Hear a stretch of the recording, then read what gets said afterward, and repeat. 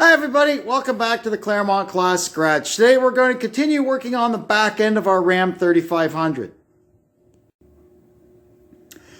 What I've done now is I've just hung our old bumper on with a couple of bolts because I need to plot out where I'm going to put my hitch lights. All my trucks, I always put a couple of lights under here on the bottom of the bumper, just to, you could light up the area when you're hooking up a trailer at night or something. You can come off these two holes here. There's a hole on either side of you can come off of there with a little arm and attach your lights to there. Sometimes you'll find a hole in just the right place in the bottom of the bumper. I'm not sure how this one's going to go, but we're going to have a look at it and figure it out. I couldn't find anywhere physically on the bumper to attach the lights to that I liked, and there wasn't really anywhere. The arms coming out from here just weren't going to work out. So what I ended up doing, I made this bar to go across, and I'm in the process now of drilling and tapping two holes in the hitch, and our lights will go on there like so.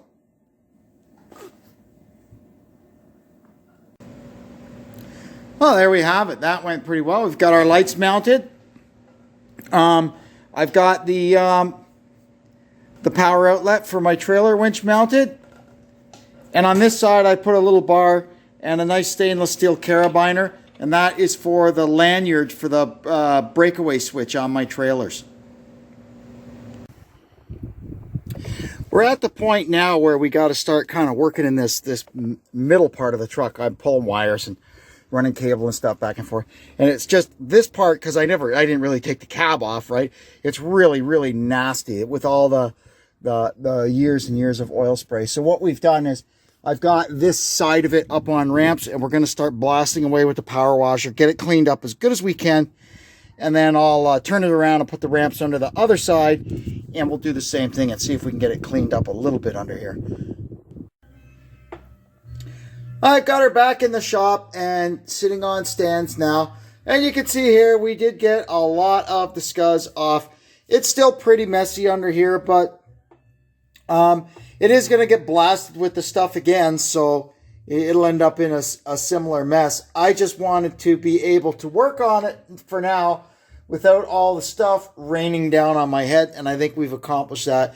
You can see there I've got my cable's pulled up to the front that I need to get pulled up. So we're just kind of now in the process of, I'm getting everything buttoned up at the back. I'll show you that in a bit. And then we'll work our way forward. This is the one here that's going to go up to the front bumper. And this one here is going to go into the cab. Also is, there's this one, which is the battery cable that goes to the rear winch. And I rerouted that. So it just looks a little cleaner. Sorry. There we go. So there's the battery cable going to the back. It's a 6-gauge cable. It is cool though to find stuff like that underneath here. I mean, that's how well preserved it's been. That's a decal with the VIN of the truck on it, so they make sure they get the right cab on the right frame. Pretty cool. I wish I had a hoist, an outdoor hoist, and I would lift this thing up 8 feet in the air and just blast the living snot out of the bottom of it, and I would keep it clean. But I don't have that. I've got a creeper. So we did what we could do. What's this? Oh, that's a CB antenna wire. That's probably going to be going. What else is going on under here? You can see here there's I found there a Chrysler reman tag on the transmission 2016. So that transmission, it was put in 2016. And I believe the transfer case is also not too old, although it looks like a rebuild. Well, this is a rebuild too, a Chrysler rebuild. I think the transfer case is a rebuild too, because you can see it's been painted silver.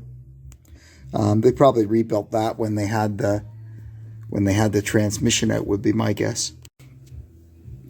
So you can see here we've got our wiring coming back.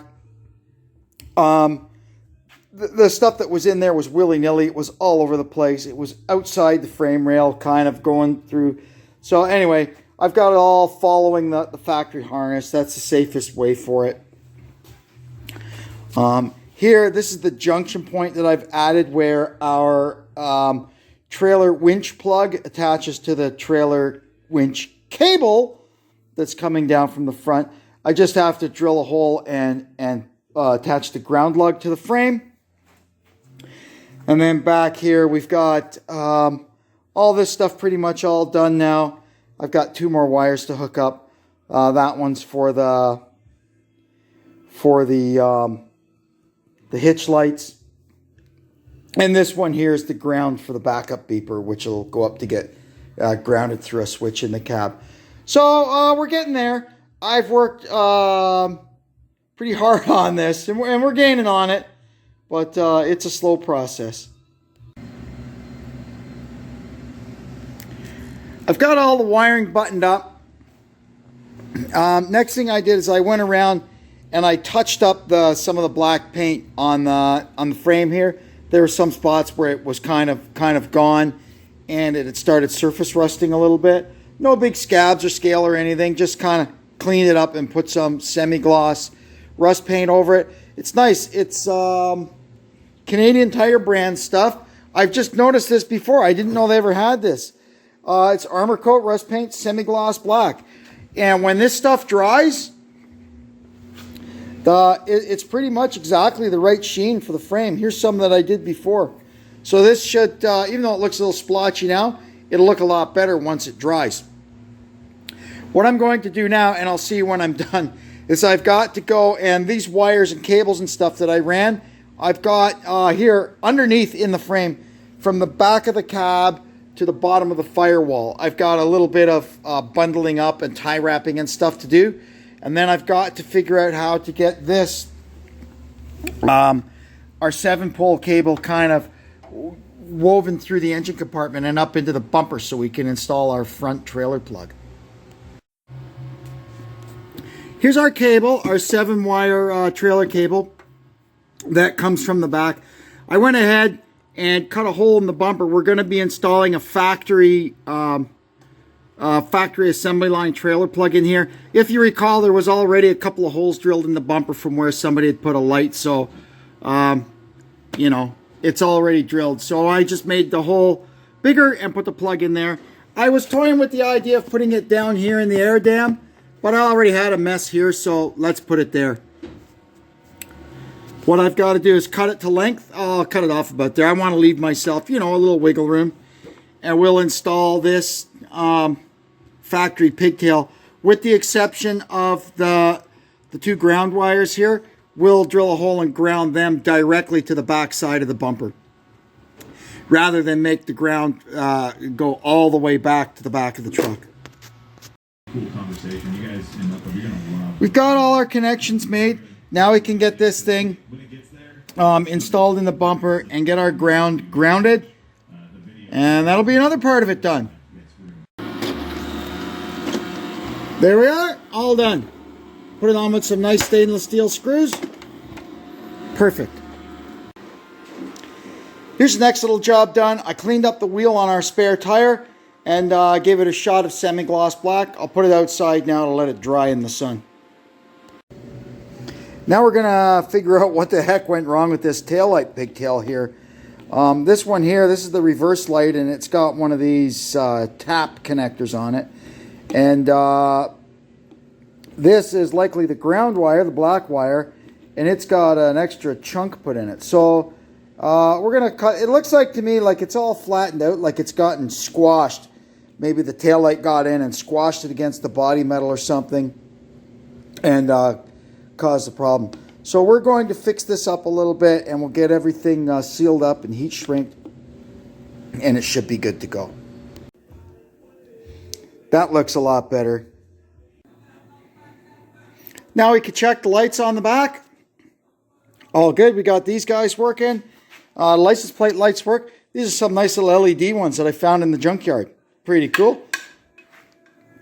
So now let's light up the flashers.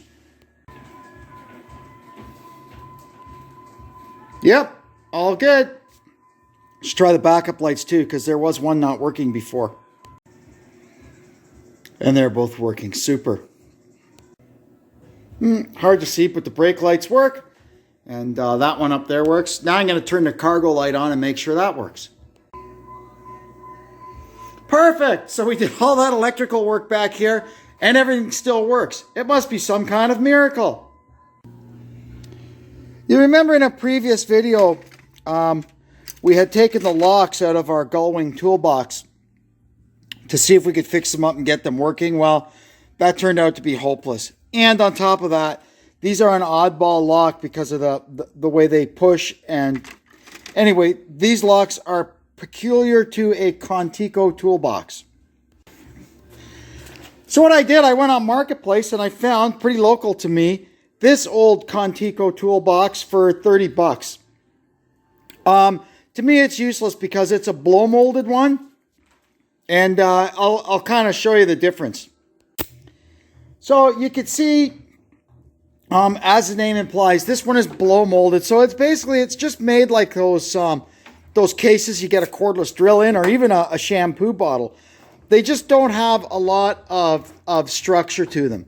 So yes, you can put it in your back of your truck. Yes, you can put some stuff in it, but you can't load it with heavy stuff. You'll see a lot of times old pickup trucks with these things in them, and the middle of the toolbox is sagging like that because they've overloaded it, or it's even gotten full of water. I mean, this thing is so light duty, it just uses torsion springs to hold the lid up, where this one needs a mechanical arm. The structural foam, to me, is the way to go. It is a superior toolbox. The only thing stronger than this is a steel toolbox, and the problem with them is they rust, and they're heavy as hell. This is a nice compromise of weight, strength, durability. So this is the one we're going to use. But for $30, I only bought this because, excuse me, Cooper, the locks are in nice shape, and the guy had both keys for them, and they work. So we're going to swap the locks from this one onto this one, and we'll put our old push buttons back together. It won't lock, but it'll still be a usable toolbox for something or someone. There we go. Now we've got working locks on our toolbox. I've got them all serviced and lubricated up. Super duper. Now I'll put the old ones back together and stick them in this thing. That went pretty well. In the end, by mixing and matching hardware, I didn't have anything to attach these to this with, so I just riveted on. That's fine. But you can, I mean, you want to see the difference. This is a structural foam toolbox, and, well, you wouldn't dare stand on that one. But like I said, it's a lot lighter, you know, and they were a lot cheaper to buy back in the day. But pound for pound, dollar for dollar, you can't beat these ones. Here's the next little job. Our rear bumper is destroyed. It's just hammered. It's got, over on this end, it's got about 4 big wangs. And it's bad enough when the dents are in the face. But when the dents start involving this crease like this, it becomes problematic for guys at home like me to try and fix. Yes, you could do it, but it's not as easy. So this one's got a couple of little dings in the face, little stuff like that we wouldn't even worry about.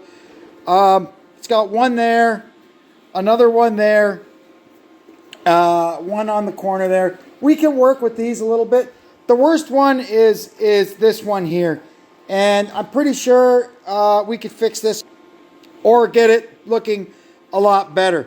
The chrome on this is not too bad. I got it at the junkyard, right? So we're going to go ahead and try and fix this thing up. You can see on the back side of it, it does have some scabs and stuff. So we'll get this all cleaned up and get some rust paint in there, and it should be good to go. First thing we got to do is get the plastic cover off, because we need to get all the brackets off so we can work on it. And a couple of the bolts for the brackets are underneath the step pad. So we're going to get that off and go from there.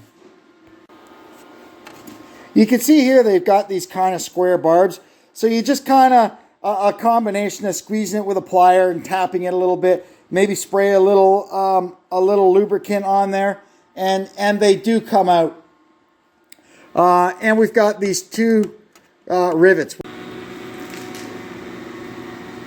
Now we've got the step pad off, so we could start working on getting all the brackets off. Here's the two bolts I was showing you that are captured underneath the step pad. So we'll get all the stuff taken apart, so we've got just the bare face bar, and then we could start trying to fix some of the dents and damage on it. All the brackets are out now. It got a little exciting. A lot of heating and prying and stuff to get the bolts out. But we got the bolts out. I finally, out of 6 of them, I had to cut 2 of them with the torch. There was no way they were coming off. But all I really need is 4 to go in from the top here. The ones on the bottom, I could just use a normal bolt, a normal carriage bolt, pretty much anything. It's no big deal. So now what I got to do is start cleaning up the back side of this, like scraping off all this flaky stuff. That's just part of the chrome process, stuff that didn't stick properly because this side of it wasn't properly prepared like the face was. And then once I've got that all scraped off, we'll wire wheel it or wire brush it or something, so we've got something that the paint can stick to, and I'll give it a good coat of rust primer and we'll go from there. Before I do too much with the back side of it, I think I'm going to work these dents and stuff on the front. Hopefully some of the beating and banging I do will maybe dislodge some more of the scabs on the back of this thing. And on top of that, then I'm not waiting for paint to dry before I do body work. So we're going to start over here in this corner. We've got a little ding there. So we've got a drawer here full of various hammers and dollies. And we're just going to start working it and see what happens. That looks a lot better. I got the 3 on this side fixed to the, the extent that I could fix them with my limited skill set. Now we're trying to get this one. This one's kind of getting into the crease here. You can see there's a tiny little bulge there and another bulge there. So theoretically, as we get this pushed back out, it should close that up. Theoretically. There we are. I've got that big dent pushed out. I did make a little bit of a mess with some ping marks from the back, but this is not my, I don't have the patience for this kind of stuff. But anyway, it's 1,000 times better than the bumper that we had, and it will more than suffice until we find one that's better. Now, I could go ahead, get the back side of it cleaned up, get it treated, and it'll be ready to go on. I also, incidentally, found a wow in it. This center part, I guess something to do with that, had a wow in it, kind of like, I'm exaggerating, of course. So how I got that out was I flipped it right side up. I spanned it across these 2 stools here, and I put a length of 2x4 on there, and a couple of real whacks with a mini sledge, and that took the wow out. Well, that looks pretty decent. Not 100%, but 100 times better than what we had. In the background, you can hear, I got on YouTube playing Brad Keselowski doing a tire test at North Wilkesboro. They're getting ready for the All-Star race in May. And everybody said it would never happen. North Wilkesboro is dead. Ha-ha! Wrong. Oh, man. Beautiful. I can't wait. There's the back side of it. Got a nice heavy coat of rust primer on it. Now I'll put it outside in the sun to dry. I gave it a nice coat of gloss gray rust paint. That'll seal it and hopefully keep the rust off it for a while. Plus, once it's all together, I'll spray some rust spray up in there. I've got the end brackets back in. Now I'm going to stand it up and see about getting the step pad put back on. Well, that'll wrap it up for that one. We got lots done. And we'll move on. We'll move on to the next steps. We got to still get the back brakes done and the drive shaft fixed up. And there's still a lot of stuff to do underneath there. And I was crawling around underneath the cab. I think once I got it rolling again, I'm going to take it back outside, put it up again, and power wash some more. It just drives me crazy that all that junk stuck to the bottom of it. It's so pretty. I want to see it just once, totally spotless underneath before I start spraying that crap all over it again. Anyway, thanks for tuning in. Hope you'll come back and see us again. And until next time, this is Kevin saying so long from the Claremont Classic Garage.